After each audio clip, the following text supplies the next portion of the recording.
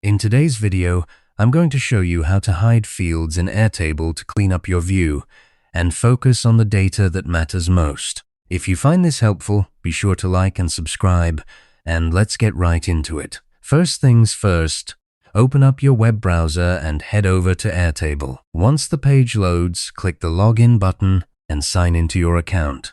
You'll be taken straight to your workspace, where all your bases are listed.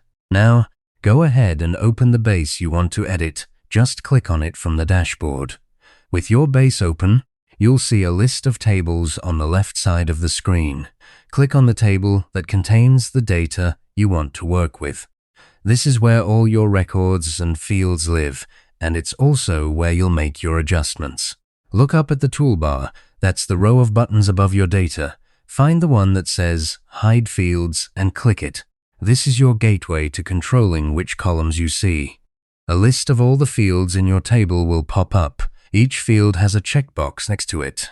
Simply uncheck the fields you want to hide from your current view. For example, if you don't need to see a notes column while you're organizing inventory, just uncheck it. As soon as you do, the selected fields will disappear from the table.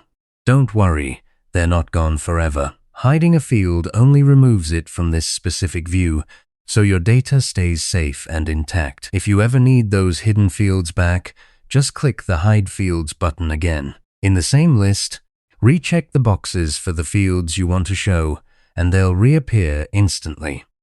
This is a great way to declutter your workspace without deleting anything, especially when you're working with large datasets or sharing a base with a team. You've just learned how to hide and show fields in Airtable to keep your views focused and efficient. Thanks for watching, and happy organizing.